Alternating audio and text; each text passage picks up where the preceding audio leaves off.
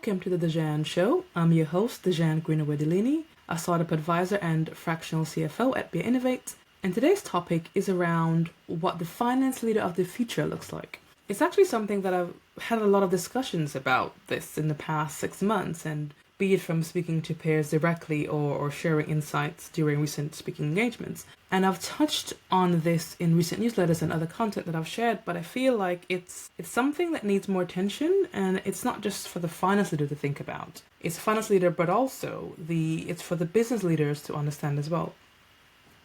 And it's also equally relevant for early stage or solo founders, that who's managing the finances of the business or any finance lead scaling a team. You've likely heard the phrase that tomorrow's finance leaders must be tech savvy and human centered.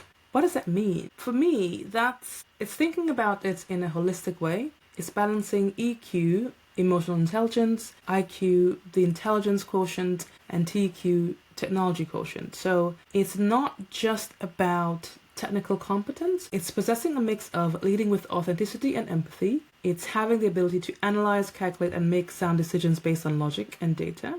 It's about understanding the motivations, strengths, skill sets, and capabilities of your team, and how those skills map best to evolving business priorities. So let's not forget about transferable skills, because as we know, the future of work and how things are done is rapidly changing due to AI, automation and AI agents and so on. So it's really important to think outside the box as you plan your org chart for the future, B, you train your team, and C, and to some extent, you think about how best to redeploy talent affected by any tech displacement within the finance function. And also, I feel you improve your chances of success if you're intentional about this org structure review and this alignment process. And it's also key to bring others along on this journey. But I agree, it's not easy. It's not easy at all. And as always, being authentic and listening to the people in the business, that comes into play again and again, which is crucial for building a culture of trust, engagement, and creating teams that are resilient, sustainable, and scalable. And here's something that's quite important. Finance leaders, they do have the power to set the tone when it comes to tech adoption across the organization, given that money and finance covers all areas of the business. So by embracing tech ourselves, we lead by example, we're accelerating innovation, and not just within finance, but across every department. So digging in more to the changing face of the CFO, Deloitte's 4 phases of the CFO framework, it outlines the roles of operator, steward, strategist, and catalyst. And in the past, you had finance leaders viewed as primarily as stewards focused on compliance or control and, keeping the lights on. But today, the emphasis is shifting dramatically to, yes, all of that, but a focus on really being a strategist and a catalyst. And that means that, 1, you're actively contributing to business direction. 2, you're enabling data-driven decisions. 3, you're accelerating growth and transformation. And 4, you're working across the business to create value. Whether you hold a CFO title or lead financial thinking in your startups, this strategic and growth mindset is what you need now. And as we think of high levels of uncertainty that we're all navigating at the moment, I believe this mindset shift is a must-have rather than a nice-to-have. So you're not just a person who knows the numbers. You're the one who uses the numbers to shape the trajectory. Shifting to the future of finance operations. Over the past year, I've heard many experts talk about 2 recurring themes.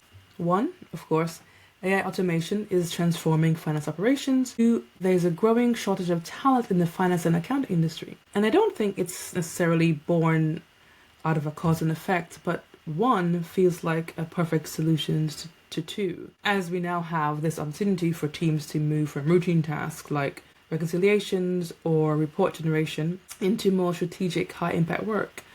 And let's not forget the opportunities for error reduction and fraud detection, among a host of other benefits. So that makes AI and automation not just helpful, but essential. From an efficiency perspective, for startups and SMEs now, this is even more relevant because AI tools now make it more possible to scale and manage risk with leaner teams and tighter budgets. But as I've said, it's not just about technology. A people-first approach does remain critical to successful finance transformation. This means empowering your team, fostering strong cross-functional relationships, and investing in talent development. And of course, fostering diverse talent. A successful finance function of the future empowers its people, prioritizes cross-functional collaboration, and fosters diverse talent and inclusive thinking. In summary, what this means for someone leading finance is that it's important to 1.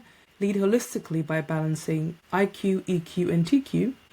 2. Be the strategist, not just track growth, drive it.